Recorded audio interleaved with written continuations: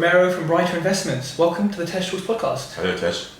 You know what? I asked people to send me an email of their achievements and challenges, and most people it's like 6 bullet points. Yeah. And I'm like, oh, cool. Yeah, I'll get back to you. But for you, I was like, what the hell? I was like, okay, we need to do this podcast because, I mean, I just can't even read it now. There's so much. Okay. So I think the listeners are really going to enjoy this one. And just to give some headline. Let's see if it does pick it up there. Right. So, was it that bad? Yeah. It was, yeah. Oh, yeah. Was it that bad?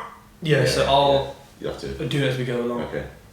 Just to give them headline figures, you raised 570,000 Great British pounds sterling in 12 months. Yeah.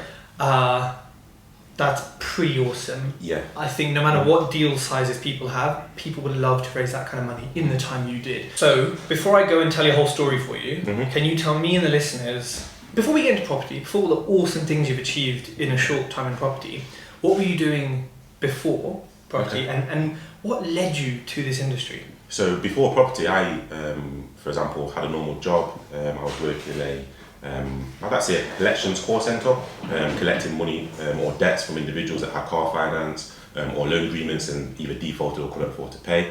I quite actively talk about this at my events, and I say that the salary I was on for up north is nothing great. I mean, I'm 29 at the moment now, so this is 10 years ago. I was on a salary of, I can remember, £14,464. Wow, okay. So if you look at the average of the UK, that's nowhere near the average. It's a very low salary. However, I mean, this company I was working for, they did go bust in the end. So after 5 or 6 years, they went bust. But basically, the bonuses they were paying, I mean, we're talking about working full time and coming out with a bonus that could potentially be £2,000 every quarter. So if you do the maths on that, I mean, you're looking at, I was there for 2 years, then I decided to go to university. Rather than moving to university, I went to university in Derby and I decided to stay at home. So I had the benefit of, yes, you go to university, you've got your friends, you go out with them on nights out, but you're also living at home, so you've got no financial commitments. Yeah. Yes, I did drive to university, so yes, I had a car that I paid for petrol for, but I found that being working part-time, I'm getting, let's say it went down to £550 a month, in addition to still getting a percentage of bonus, not now the £2,500 level because I'm not full-time, but it's still your 600 a quarter or 1,000 a quarter. So all of a sudden, I'm accumulating all of this finance, which in my eyes was going towards a car. I was looking at a C-Class coupe when I finished university. Yeah. Talking about spending 15 to 20 grand on a car. For the flash, yeah, that's what I was looking at. And as I'm going through that process, I then decided that why would I spend all this money on a car? I've been watching Homes in the Hammer for the past 3 or 4 years. I've been going to PIN networking events as well. Something clicked in my mind that, am I really going to take all this money that I've now accumulated? Sorry, just to add in there, I still went to university and thought, how can I access student finance? So I still pulled the game of, you're working, making a saving, but you also get student finance. So I found that I was using the student finance to obviously live, while still saving more or less 80% of that salary that was coming in. Okay. And that's how I think I got a little bit of a head start, because as I was finishing university at the age of 21, I just bought my first property in I think it was the June. And then I turned 22. That was an investment property? That was an investment property. It wasn't a massive refurb, it did need a bit of work. We might get into it a bit later, but it was only like a £4,000 refurb, which I did post the first set of tenants moving out. And you were 21 years old? I was 21 at that moment in time, and yeah. Just turning 22 with my own money, yeah, in that scenario. Fantastic, okay. So all I knew then was, from going to 2 or 3 PIN sessions, was you need your own money, you have to raise, I think in that case I had a 20% deposit. This is, as I said, 7 years ago. So I had to put down roughly... This video editing is going to take so long. This video's not going to be out for like 2 months, I'm telling you now. Wait a minute. I'm gonna have no time to do it. I'm literally going to forget. It'll be out like a month after this. After this, yeah. Because this will take 10 seconds to edit. Yeah. You might have to give it to... You got a VA who does video editing? I've got someone that does it actually, to be fair. Maybe I'll give it to you then. Yeah, maybe with me. Yeah. Ready? Yeah, let's go. You know, you're going to carry on, aren't you? Just... Yeah, if I remember where it was.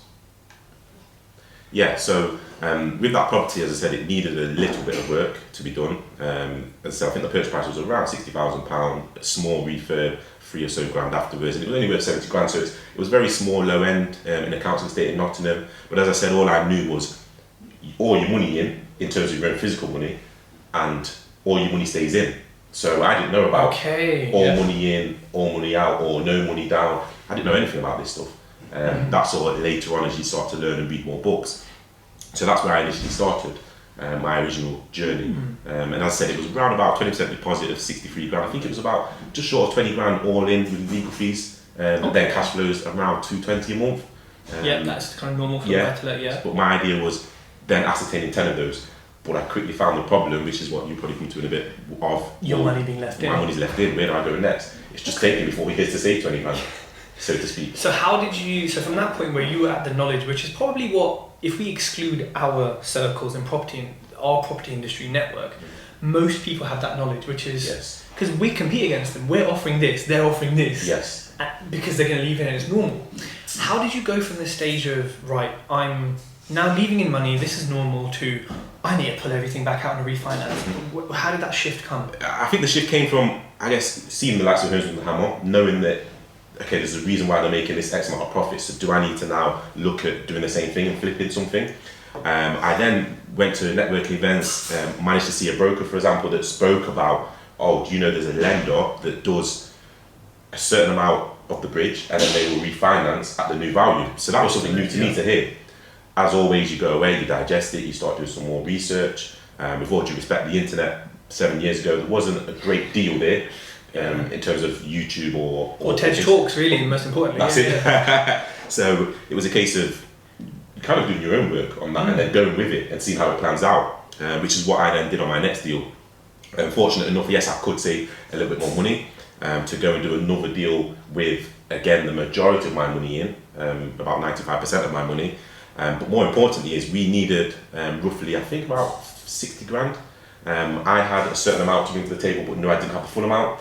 So what I then did at that time is I approached my business partner, who's also 50-50 with Brighton Investments. To be honest, I'm related to them. Oh, fair enough. So funny enough, I'm related to them. I knew had access to a certain amount of cash. I knew they had a couple properties as well. Okay. So in my eyes, it was a case of how do I now pitch this plan to somebody to get them to work with me. We never worked together with each other. We spoke to each other. I wouldn't say we was best friends, so to speak. We just had conversations. Yeah. We sat down and said, okay, this is So it needed a total of 60 grand all in. I had a certain amount to bring to the table, and I knew he had the rest to bring to the table. We sat down and said, okay, let's go with it. Let's see how it plans out. And it planned out quite well in terms of what we did and then what we tried to originally sell it for, which we then couldn't sell for that amount. Why not?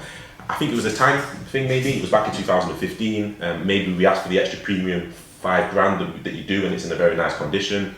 I think it was offered slightly less.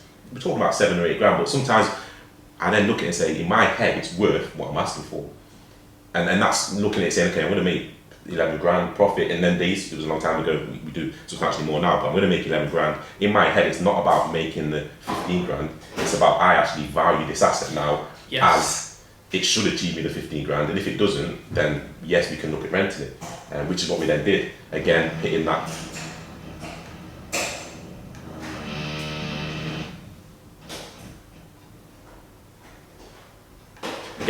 cash flow of, as I said, around the 220 a month cash flow. So that was the original strategy, and all of a sudden I came accustomed to okay, you put X amount in, for example 60 grand, but now you can take out, I think we took out about, roughly 7 years ago, 45, 50 grand on a refinance. Okay. So yes, there was some money left in, but it was very minimal. We then went straight from that deal to the next one, without any further delays, because we've been working now for the next 6 months while the legal process was going on and the refurbishment. So you're now accumulating some finance back again. Okay. And so you were working full-time until what year? Full-time until 2017 April. Okay, so how many years were you in property part-time? So part-time property, I was there from 7 years ago from now. Okay. So 7 years ago I was part-time, doing, as I said, I would say roughly run rate 1 project, maybe 2 at the push a year. Now you're probably doing that like every few months or every month, like. Yeah, every few months. I mean, there's times where there's 2 completions in a month, depending on what's happening or what deals are out there. So yeah, it's changed a lot from then. But the typical run rate then was 1 or 2 a year at the most. There was times when I was doing 2 projects at once, both active. One was just finishing and one was coming on. And this is still while working full time.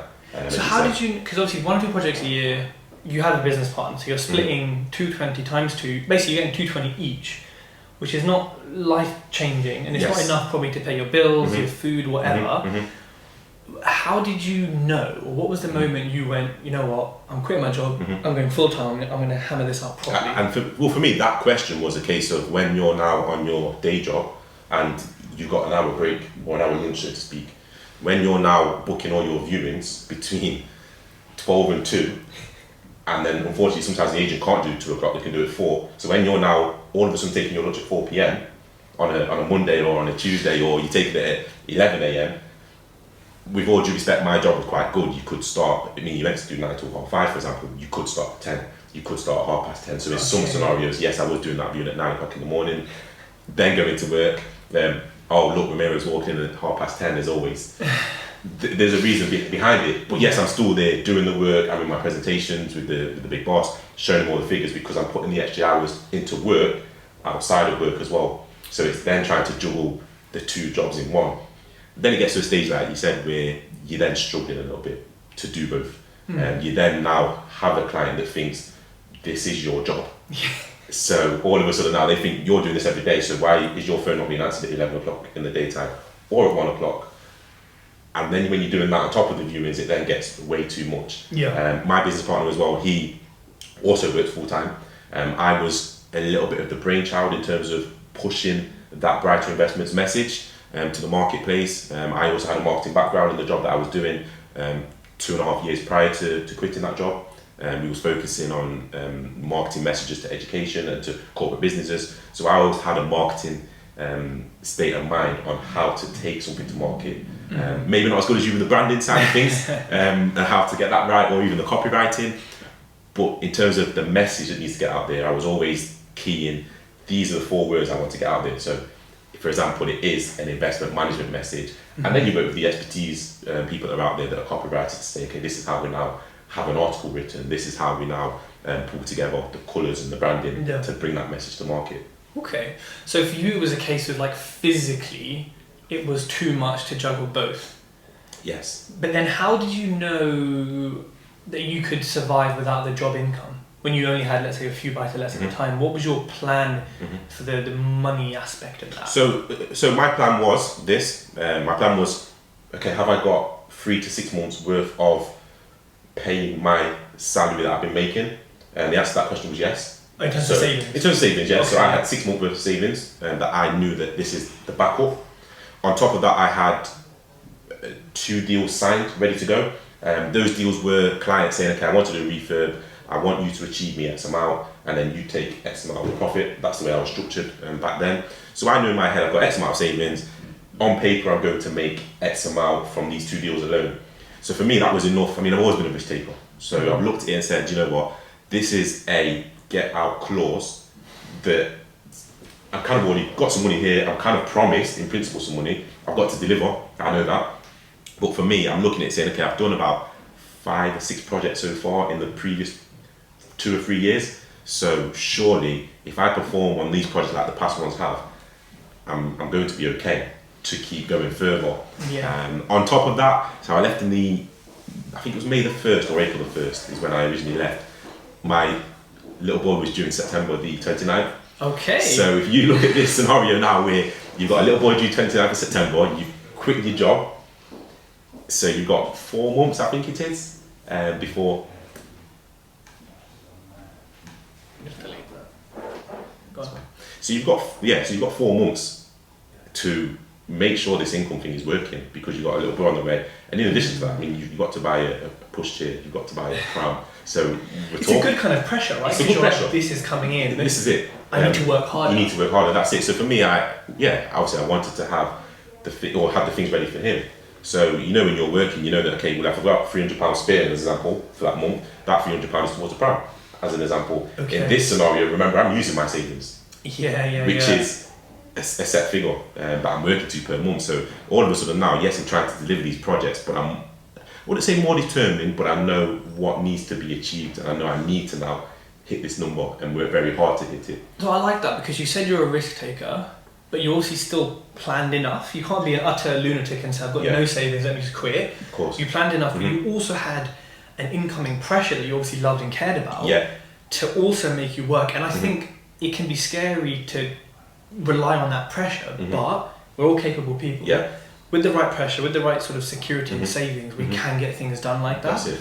So obviously you quit your job and you've been in property full time for 2 years now? 2.5 years, so Feb 2017, so 2.5 years. And so right now it is it October? It's October 2019. Yeah. What does your portfolio look like right now in terms of property zone, net income? Give me everything. So in terms of my properties, so I combined we own 16 properties. We was doing the numbers yesterday in terms of what we've got. Let's write it down on paper. Because you're buying, and you're like, oh wait, what's happening? How many do I know? Yeah, this is it. So there's sometimes they someone asks me the question, and all due respect, I always say I don't know. And they're like, are you being serious? I'm like, I don't know, because last week there was something that we did. 2 months ago there's another thing, so I physically have no clue. You're just busy. You're busy. Yeah. So sometimes it's, I don't know, all of a sudden I sit back and look and I say, oh, which I did yesterday. So I'm personally at 8 properties, which is a mixture of HMOs, a mixture of single lets. Predominantly single lets, that's where I went originally. And all in Nottingham where you live? They're around everywhere, to be honest. So the majority is Nottingham, and there's a few of them that are Midlands based as well. And there's a project I'm doing in Yorkshire, which I kind of class that as a business project, not one of my personal ones. So they're more or less, I say 4 of them Nottingham, I think the other 4 are spread around the Midlands. So you've got the likes of Leicester, Derby, Birmingham, mine are like Lincoln and Newark and places like that. So yes, they are spread around.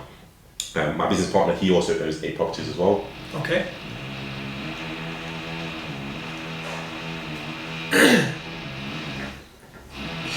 I've never...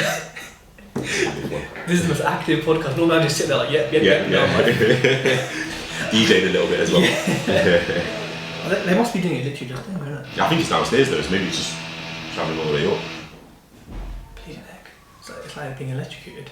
Should we... Yeah, ready, Karen? Go. So his are all, as I said, single lets, and he has 8 as well. So combined, there's a healthy portfolio there. So what kind of net profit monthly does that bring you? Because I want people to know, right, when I get to 8 sort of properties, and we'll go individually, like in terms of what they are, what sort of, profit or in their pocket can they expect? Yeah, so a mixture of those are, so just to be clear, 16 of those, there is 2 that we jointly own between us. So if you think about it, that's actually 14 properties and then combined, but obviously we own 2 of them joint. So net income on that, roughly, I think we're probably roughly around that £1,600, £1,700 mark each, excluding the HMO. There's a HMO in there that's probably a little bit more to add in. I think that's about £900 a month net, which again is split 50-50 with someone else on that, which is mine. So there's that to add in there as well. So again, there's some properties that are with him, as you see, it's 220 net flow, but yes, I only take 110. So you see the smaller ones are in there. I've got some other bigger ones that are doing 350 as single lets, because they were good money in and money out deals, and good mortgage rates. So combined, as you can see, that income for 7 single lets is, I would say it's good for single lets, but if you compare that to HMO, you would have someone that would say, well, I achieved that from 1 HMO, which they own outright on their own, or maybe 2. So if you then look at that strategy, like you said, when I was quitting my job, there wasn't enough there from a cash flow point of view to say, okay, well, I'm now surviving solely from £600, £700 a month, which is where it was at that time, from the amount of buy-to-lets that I had. It's not enough to physically survive, which is why the working with clients was quite important at that time, to do projects for them and bring an income in. Okay, and this is interesting to know, because if you times that by 12, you've almost got the UK average salary. And I think it's important for people to know, you don't need that many properties to reach a level of income that could probably sustain a lot of our bills, car, rent, and I'm talking about a good car, good house. It could be sustained with that, and I think it's, I always like to share this, right? To show people, look, it is actually achievable, and you can do it at the same time you've done it. You can do it slower than you can do it quicker than you can do it in your own time, but it is achievable, right? So, before we started this podcast, and as I kind of said in the introduction, you raised £570,000 in investor finance. I mean, tell me how I can do that, please. So a key one for me on raising investor finance, I always say this to anyone, that this is what I did. If you've got a clear objective of what you're trying to achieve, so for example, we're buying, for example, let's say tomorrow, me and you, Tej, we're buying a building in London somewhere that's £500,000 that's going to be Good luck worth £1 finding million. that, Yeah, of course. It's impossible, but that's what we're doing. So we can now pitch that we've got this building for 500 grand. We're now looking to make it worth £1 million. Okay. This is the reason why we need 500. Our refurb cost is 200 grand, for example, and there's a big number left at the end, which we're saying to you as Mr. Investor, we're sharing a piece of that pie with you at a good rate, which is better than the bank. So whether that's, I mean, you get people talk about 5%, whether it's 10%, whether you go into the extreme and saying I can do 15 or 20%, which is massive numbers. I'm an investor, I know 20% is a big number, you do as well. But whatever that number is, how can you put that together in something to make it look very attractive for an investor? And that's what I think we go away as Brighton Investments and try and always do. With all due respect, I say we've also got the backing that, for example, we can go to auction, which is what I've done, let's say a year and a half ago. We've gone and bought something outright for example, £87,000. We've then said, okay, we need 60 grand worth of refurb. That £87,000, although we, in the back of our mind, have 40 grand from a client saying, yes, I'm in with 40 grand. Here's a deposit of 10 grand, for example. So yes, you can go to auction now and put the 10 grand on your card. Here's my deposit. That's security for me to know that, well, it's unlikely they're going to withdraw when they've already sent you 10 grand, because what would be the reason behind it?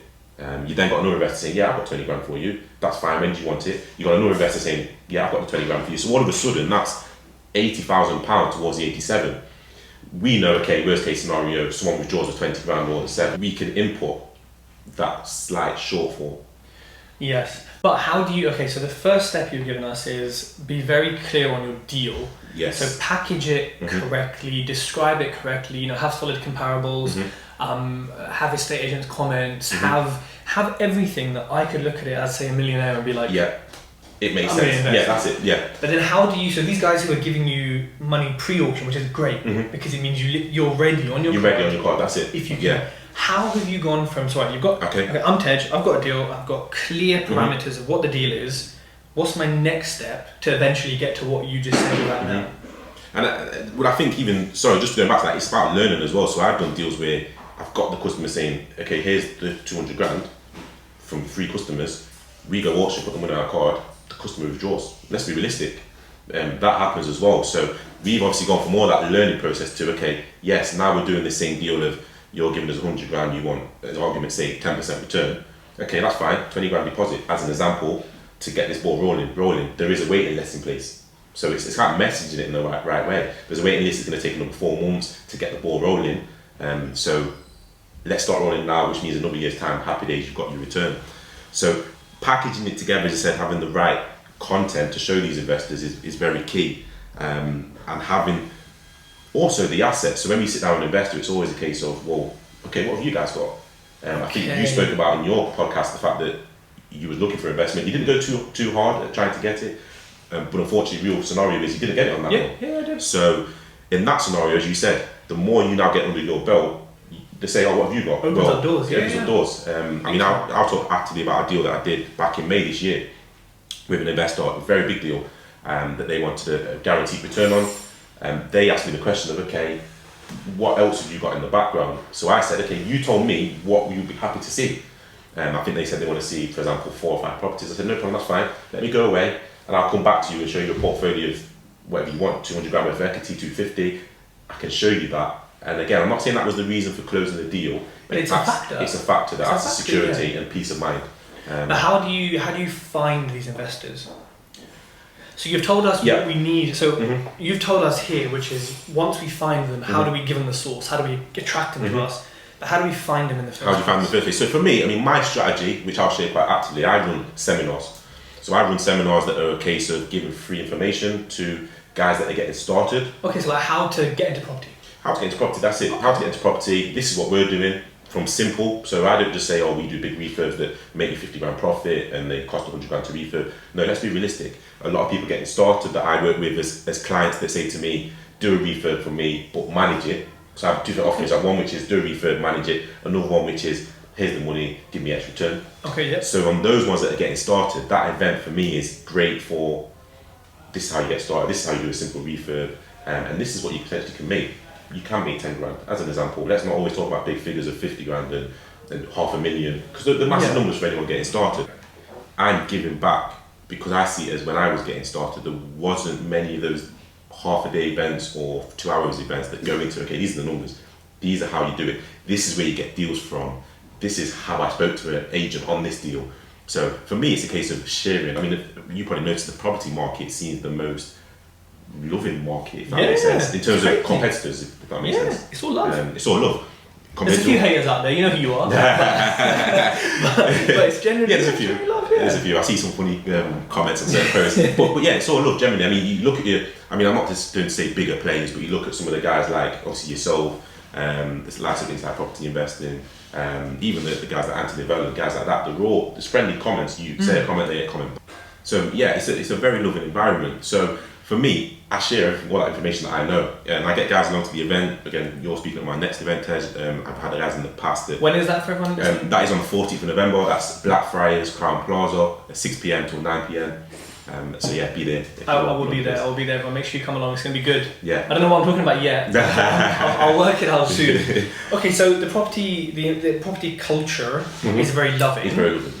And these events that you do, how do you attract people to turn up to them? So for me, we do quite a bit of social media. So for example, everyone knows Instagram now is a big platform for raising awareness, and that's a platform I see as doing that awareness and getting an interest in the service that you're offering. I think, again, a comment to that is anyone looking to give those returns, I think you have to weigh up two things again. I know in your scenario, Tej, you spoke about, well, you wanted a £5,000 investment. It wasn't a case of giving away 5 or 10% of that profit. Why would you do it? It was a case of that relationship moving forward. He's either got the 50 grand in the bank and he's just told you 5 grand, or his friend's got $500,000 in the bank that he's going to tell his friend about. Oh, talk to Tej. Exactly, yeah. As well. So, again, I don't want to jump too quick, but I'm going on to a topic where I did my first event 2017, April, Crown Plaza. I had, I think it was 13 attendees, so not great. First time to London. Hey, that's pretty first event, that's first good. attempt. So, again, I had a delegate there. After the meeting, we spoke about an investment of 20 grand. Again, I was very new to property. I was talking about returns of around the 5% level, which I still do at the moment, and I still do greater returns as well. Unfortunately, 4 months down the line, I didn't win that deal, so I lost that deal. But funny enough, she came back to me in 9 months after and said, to be honest, this is the reason you lost the deal. So we now had a conversation, after having many conversations. What was the reason? Was there anything? The reason was the percentage. She said someone else came to me at that moment in time and offered her 1% more. But she didn't come back and say to you at the time, can you beat this? Not at the time, no. She didn't give me that awareness. Interesting. I didn't have a relationship in terms of previous business relationship as of yet. Because if I was her, I would be like, come back. Can you beat this please? Yeah. Because you know what I mean? But yeah, that's it. So at that time I didn't have that opportunity to beat it. A year later she came back and said, okay, well, this is what the other person offered me. What can you do? So I've gone away, digested with my business partner, and we said, do you know what? This is what we can do. She's turned around and then said, okay, well, I've got 50 grand, not 20. So, and this is the part of, I'm trying to refer back to that relationship of the 5 grand at whatever percentage, 5%, 10%. It's not always about that one deal. It's the bigger picture. It's not. And I think the example like I gave on my podcast before is like, I've got an investor who will loan me 85% loan to value, as opposed to one of my others which will do 100. But the one who's got 85% LTV loans out, he said he's got £4 million loan out at the moment. Okay. Not his, I think he's like a sort of broker, and I said, cool. Like, I'm going to put in 15% of my own money or another investor. I will take a hit because of the huge floodgates that can open if they want to. And like you said, we all say things at the start, we're always cautious, 85%, this percentage. As it goes along, as he gets paid, we know what's going to get bigger, right? And even, again, I'm moving on to the fact of, I work with some clients now where, there's a few clients who will know this, that I see a deal on paper, and if it's that residential property that's derelict in the middle of nowhere, which is a lot of what I do, and it needs 150 grand refurb, and there's a number at the end of 100 grand, for example, if an investor's physically said, here's all the money, they don't own the property, they've just said, here's all the money, you do the refurb, I can look at a very good percentage, and we're talking about numbers way beyond 10% here, because we're looking at saying, we've got a relationship with them, why are we only quoting 5% when they're saying, here's 150 grand? why not reward them as a client that they keep coming back and spread the message to their friends as well. I think that's something people also forget. Yes. I think because we're getting cheap money, we all want cheap money. Of course we do. 0%, I'll take that any day. But actually, sometimes the cheaper the money, the bigger the cost of the relationship. And especially, I mean, even if you surprise your investors, even if you agree 5%, but end of the year, you're like, actually, you know what, Mr. Mrs., here's 8%, here's 9%. Yeah. And they're like, what? Yeah. They're not necessarily going to keep expecting it, but they're going to be like, damn, he cares about us backwards. Yes. And actually, you'll find some of your investors, again, this is something that I didn't used to think that investors would necessarily care about us, because one said to me, Tej, you're buying like 5 properties at once. Are you okay? Can you handle it? Of course I can. All good. But you know you're paying me interest quarterly, I think it is, or something. Mm-hmm. And then they were like, that's money coming out of your account. Can you? I of want course. you to win as well. And Yes. I was like, oh damn. I was like, what? Yeah. You don't think that. You just think, oh, it's a transaction. They want their money. You want your money. Yeah. But actually, she was like, look, I'm happy to lend. Keep buying. Mm-hmm. But I want you to be comfortable that you can afford this. Yes. And you're not taking. I was like, look, I'm taking no profit. And she's like, no, take profit. Yeah, and I was like, look, Yeah. this is just how it works. Mm-hmm. So I think for us, Yeah. it's important to remember. Yeah, this, that's it. And I think the moral of that story for me saying to anyone is, okay, you might lose a deal, or you might not get a certain deal with someone that's looking to loan you some money, or even a client that wants to manage a refurb. But don't get kind of too disheartened about it. Move on from it. There's a lot of investors out there that there'll be someone that takes to your personality and wants to work with you. That's why I see the property market. I work with a lot of people that are starting out, for example, on certain deals, and they're doing the same thing that I do, like a lot of people do in this industry. But I always look at it and say, there's a lot of investors out there that there'll be someone that likes the other person over me. Yeah, 100%. Which is fine. And you know what, let me put you on the spot right now, because you've raised quite a bit of money. Right, I have just bought a property. Let's make it a bit easier. Estate agent, so there's no auction 28-day completion, but let's say I want to complete in 4 or 5 weeks, really. I haven't got the money. I've got a couple of grand, let's say purchase price is 50 grand. Talk me through some tangible steps that I can do in the next 2 to 4 weeks that could raise me 50 grand. What you could do is that deal you've got, for example, I'm putting an investment here now where you approach me or Mr. Smith, who's my friend, for example, and say, this is the deal I've got. I want to see on paper, what is that deal? I don't necessarily want to see the exact address of the property. I want to know, this is the property, this is the work I'm going to do. So 50 grand purchase price, 25 grand refurb, end value is 100 grand. On paper as an investor, I'm now confident that you know what you're doing to say, okay, here's the 50 grand. You take the 50 grand, you go and do your work, come back to me at the end with my 55 grand, for example. But how do I find you? How do you find me in the first place? Yeah. That deal you've got, package it. So make it clear that it's your deal, you're about to buy this, regardless of any investment.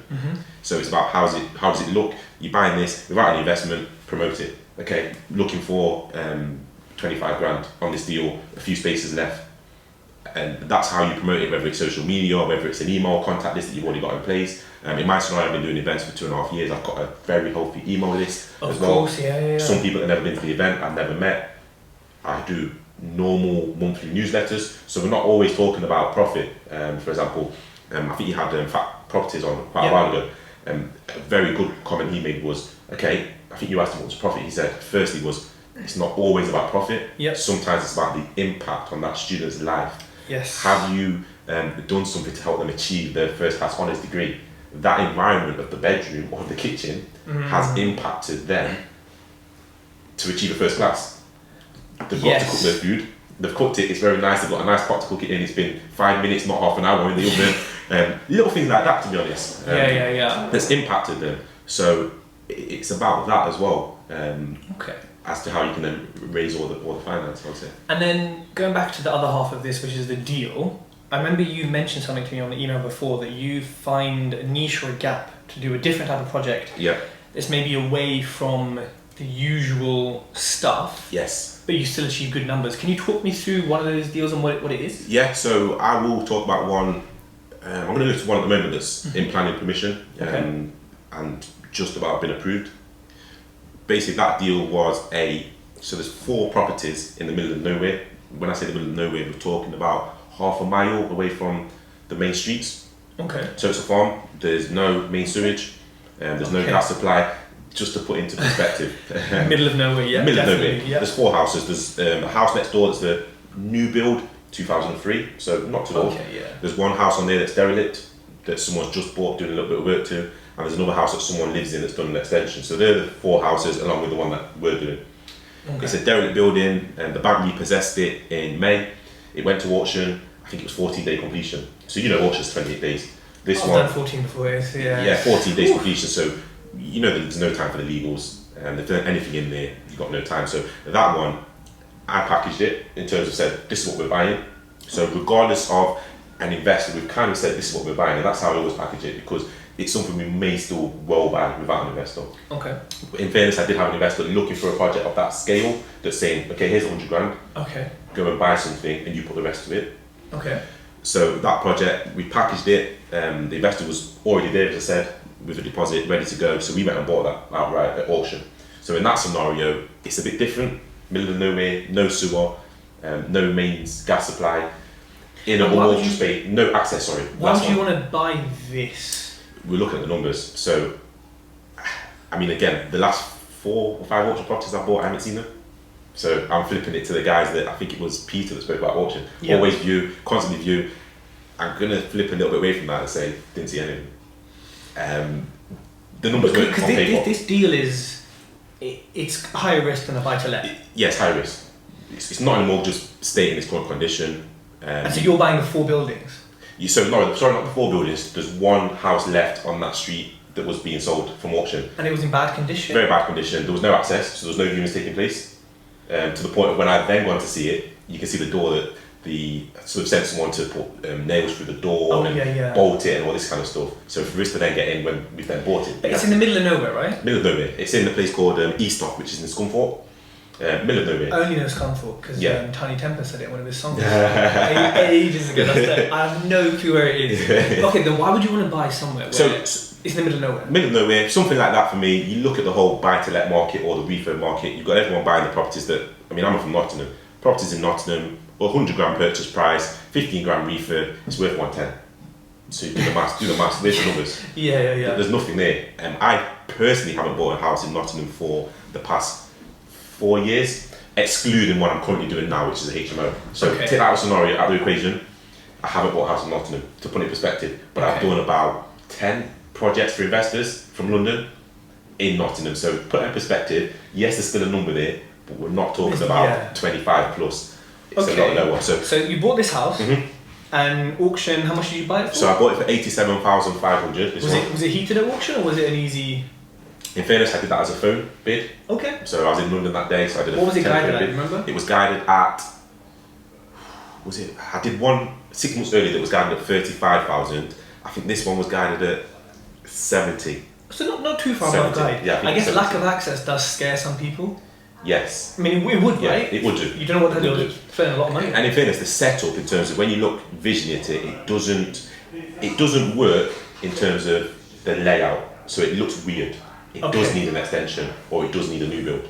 It's one of the two, because it doesn't work. It looks weird. It doesn't make sense. So it's 0.59 acres. So it's quite a large plot that it's on as well. Okay. There would be potential for 2 houses, but it's on a brownfield site, so it's unlikely the council would approve 2 houses. So we've got planning permission to take it from 87 square metres to 146. Do an extension. Do an extension, that's it, of some sort. Okay.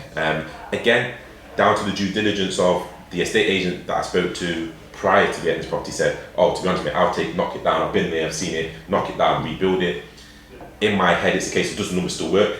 And this is back to when I said I haven't seen it. The reason I haven't seen it is I know if I go there, I can tailor my numbers to be more precise. Whereas not seeing it, I work worst case scenario. So on this one, for example, 87,500 purchase price, my refurb on this was like 150. Does the number still work? So 150. So you're knocking it down or you're extending? So on this version, 150 extension, do my numbers still work? The GDV, 325 to 350. Does it still work? And will it sell in the middle of nowhere? Or is it one of those middle of nowhere that's quite nice? And one thing I look at is, it's the middle of nowhere, it's still okay or nice, but there's someone that lives next door. There's someone that lives next door to that, and it's a common question I get asked. Yeah. I'm working on a deal at the moment, which I don't want to go too much into. It's quite a big development. GDV should be about 1.55. Nice. Working on it, it should be completed. There's a few title deed issues. But again, the person I'm working with on that asked me a question of, do people want to rent there? Do people want to live there? I turned around and said, it's on an estate with 2,000 houses. And that's my answer. Yeah, I mean, there's nothing else. Yeah.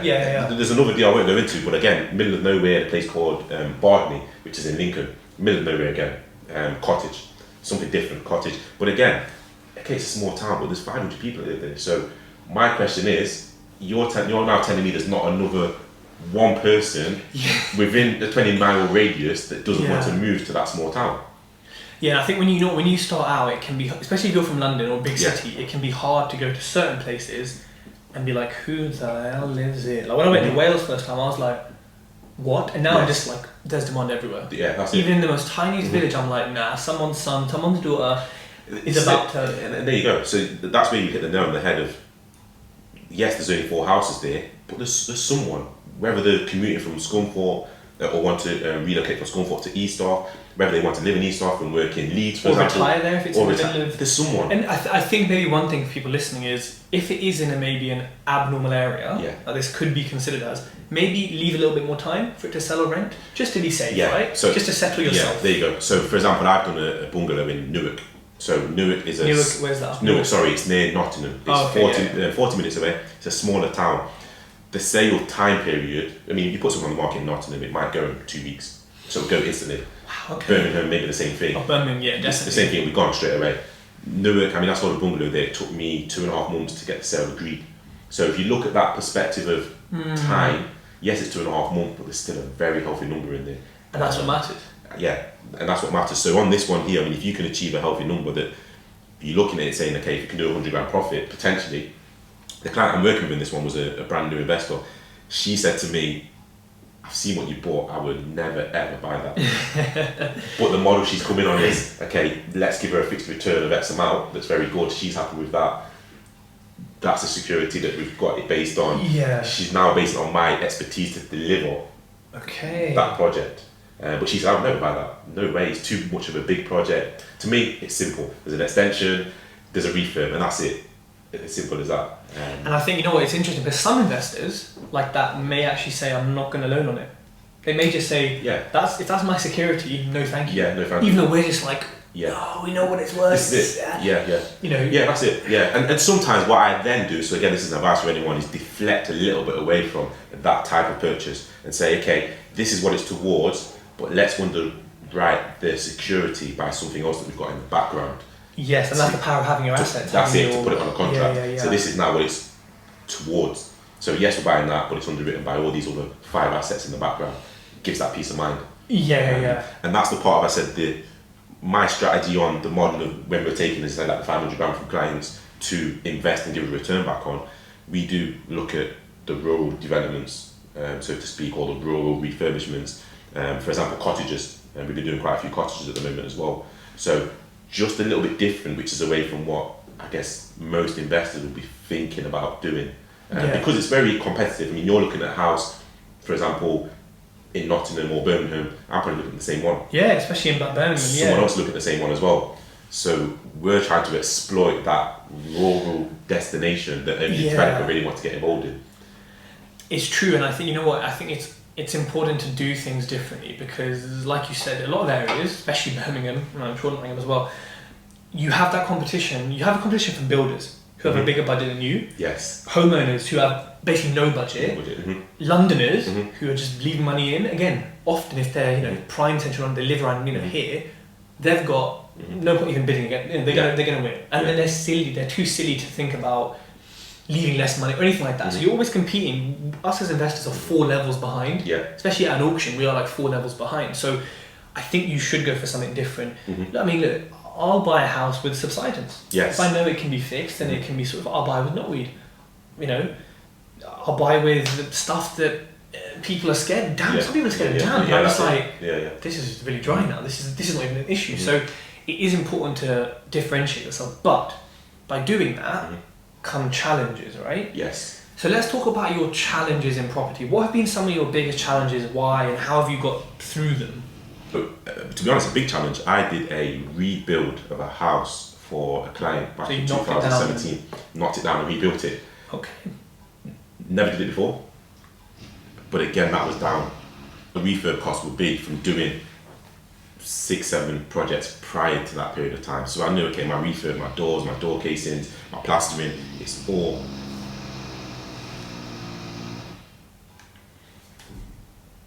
it's all very tight. The only aspect I wasn't sure of was, okay, how much is it going to cost me to take this house down and rebuild it? My major problem with the builder was the house was made out of a material called PRC waste design. Basically, it's reinforced concrete that's held together with some steel kind of like supports. And his problem and everyone's problem was, to be honest, I'm struggling to quote the exact amount it's going to cost just to take the house down. I can quote you to build it, but to take it down, I'm struggling.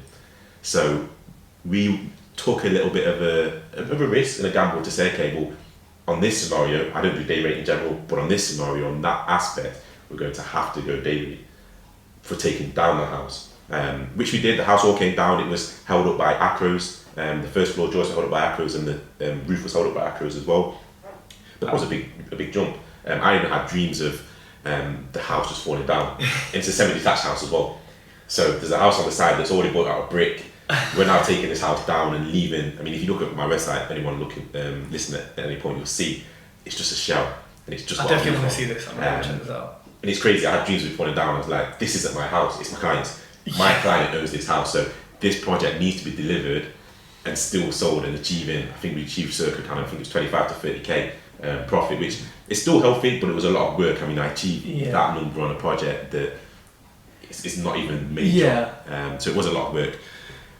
But yeah, with all due respect, we did achieve it, and that was a challenge of you're doing something a little bit new and out of the ordinary. Can you now deliver? So one thing I'd always say is anyone doing refurbishments, keep pushing yourself and keep going that extra mile to get to the next level. So yes, you're starting simple with a £5 grand refurb, keep going up. So take your time, go to the 15 grand refurb, go to the 25 grand refurb, go to the 40 grand, and then start to play around with the structural problem once. Some people do it at the start, like you said, you do it yourself at the early parts of your journey. But those that want to take the time, take your time and go along that process. Okay. I mean, do you struggle to find deals? I think we all generally kind of do, but are you still like you have to slog through offers and offers and offers? I think the only thing for me is when I'm doing it for the one where we do take a fixed amount and give a fixed amount back, typically at the moment, my strategy on that is a lot of these very derelict ones, a lot of them are in the auction. And you're not finding people are overbidding for them? So there's some of them, but I say in terms of the percentage wise, I think there's still quite a good percentage won in the auction version, I would say, on those very derelict ones. I mean, I'm talking about the worst of the worst, ones that I'm talking about ones that are typically not even mortgageable, because there's no access, like we said earlier. So they're the ones I'm typically that puts people off. It puts people off, and and as you know, Tej, I mean, 14 days the money ready. There's no time for evaluation. 14 days is too quick, so it has to be all cash. So typically on those ones, not really. Typically on the ones where I've got, for example, clients saying they want to own a HMO, I'll be honest with you, Nottingham's got Article 4. You never see an HMO that's going at below market value. Of course you wouldn't sell it for that. You can refurb and make money on. No chance, no way. You'll see a HMO that needs work doing to it, that's bringing in 25 grand per annum, being sold at what it should be in a good condition at 250 grand, if not 300. And someone will buy it though, won't they? Someone will buy it, yeah. So without going into too much detail, again, I'm doing a HMO at the moment with another business partner that he found it at £141,000 in Nottingham, Article 4. I've been around for 7 years. I've not seen anything that cheap that's going to have a 40 grand refurb and be valued at 300 grand. I mean, do the maths, it's crazy numbers. I've not seen that in 7 years. I've had clients ask me to find something like that. I've never seen them. I can't see them. I'm talking about Midlands, whether it's Birmingham, whether it's Nottingham, Leicester, Derby. I can't see it anywhere. So I have a realistic conversation with them that I can't see this deal. It's not really out there like that to achieve a return. It's more of a ready-made thing that you'll have to do on HMO. Okay. And we spoke about your investment before, the 570. Mm-hmm. You have a list of sort of how it was raised. Yeah. It'd be good if you just talk or just take people through just the numbers, because I think if we hear 500 grand, it's easy for people to assume, you found a billionaire and he gave you. Actually, there's quite a few numbers. Talk us through that. Yeah. So to be honest, I mean, so this is across 5 deals. One of them which was just a simple refurb for an investor that had a property and wanted a refurb on. So it wasn't a purchase. One of the 5. But this is across 12 investors over a 12-month period of time.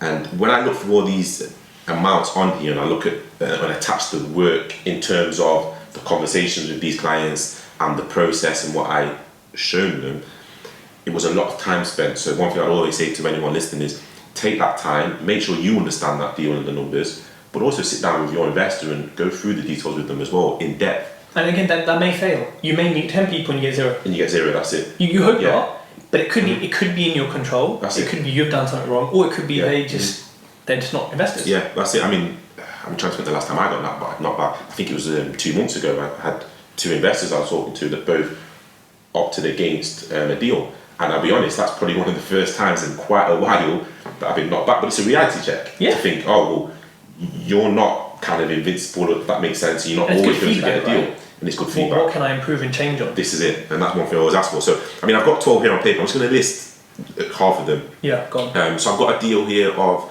£105,000. I've got one at 20,000, another at 20,000, another at 40, one at 15,000, one at 10,000, another at 20,000, one at 25,000. There's a few more in there. There's one more big one at 100 grand in there as well. So, and this is all from October the 15th, 2018 to October the 15th, 2019. So all within that period of time. I mean, there's a few more that I've missed there, but there's 12 investors, 3 of which are on 2 different projects. Okay, and so I think what this shows to people is you don't, yes, we all want one lot of 500 grand. Yeah. But again, if you can take 12 lots of that much, give them an interest, and also work with people at different levels. Yes. Someone who's got 15 grand or 10 grand, I can see, is different to 105 potentially. Yeah, that's it. And in terms of that conversation, you don't sit down as an investor, as an owner of a business and say, well, I'm going to talk to the 100 grand investor in a certain way. No, talk to the guy that's giving you 10 grand or 5 grand in exactly the same way and manner. Put the same value on that project that you would on the 100 grand project. Put the same value on talk to them and closing the business as you would with someone else. So if, however you chase a lead down, do it the same way with the 100 grand person as the 10 grand. Think about that future relationship. I mean, there's one on here. I spoke about the deal that I lost for 20 grand that I got 10 months later. Well, guess what? She told her friend, and guess what? Her friend came and did a deal before her at 25 grand. So this is the point I'm trying to make. Look at that. Don't turn around and say, well, oh, you didn't do that 20 grand deal with me, I'm not going to talk to you again. Or you've only got X amount. This is it. Because no one's going to give you their life savings, are they? Of course not. So they've always got more. They always have friends who have more. And like, I think the difficulty to raise each amount is not equal to the amount. I've raised like 60 grand off Instagram without meeting the people like that. But then I've had to meet someone X number of times to get 10 grand. Yeah. So sometimes you're just like, how does this make any sense? And sometimes it doesn't. Yeah. Sometimes the work does not equal the amount. Yeah. So don't feel disheartened when you put in a lot and you don't get out a lot, because that's the first deal. That's one of many. That's one person with 10 friends. That's it. And one thing I've probably not covered as well is always understand the objective for the person giving the money as well. Yes. That's the key thing. What do they want to achieve? So they will always say maybe a percentage they want to achieve, but it's not about the percentage. There's always another underlying thing the soft to understand. reason, you can say it. Yeah. I think it's important to ask, like, I think a good question, like you're saying there is, what do you want from property? What do you want from this investment? Because they could say a car or a hat, and then you get personal and you get to speak to them, and then actually it makes it more personal because you're like, I'm actually working for this person's new extension or something. That's it. And it shows you care, because we do care. Like, I just don't want to give someone interest. As a nosy, but I'm like, oh, what are you using it for? Like, that's it. It's one of those things, right? Yeah. So Romero, we've reached almost the end of the podcast. One of my questions before the quickfire round is there a bit of technology or an app or a platform or something that you just can't live without? I'm going to name 2, to be honest. I'm going to name a scanning app called Fast Scanner. And again, it's not. I guess it's nothing about raising awareness of what I do. It's just about the ease of your day-to-day role and job. And it's as simple as that document that a mortgage lender wants back tomorrow. It's printed. You've already written on it. For example, I love this. You're out and about, and that's it. Scan. Well, Fast Scanner. Fast Scanner. Okay, I use something called Cam Scan. The same thing. Same thing, yeah. It's amazing, isn't it? They're amazing because we're out at the moment now. For example, if I'm doing a deal with you, you're bringing this document to me right now. Well, unfortunately. I ain't got a scan, I ain't got fax, I ain't got a printer. There's nothing. Yeah. So unfortunately, it's till you go back home tonight at 9 p.m. And that's if you don't want to sleep, for example. I'm probably going to do that. So the ease and the whole process is brilliant. And the other one for me is another one. There's different names of them, but you got write on PDF. Where you've got PDF and you're writing straight on it. Yes. Those 2 for me make everything seamless. Talking to investors, getting documents back, sending them back to them. they're the two for me that are just, I couldn't live without those two. Those two are so important. Why haven't I spoken about this before? Those two are very good. Very important, yeah. The cam scanner one is incredible because instead of having an actual scanner, which is a bit long, you can literally get your phone, scan it, and it puts a filter on it as if it's scanned. Because it technically is scanned. Yeah. What's it to them? Yeah, that's it. And you can email it straight to them. That's it. And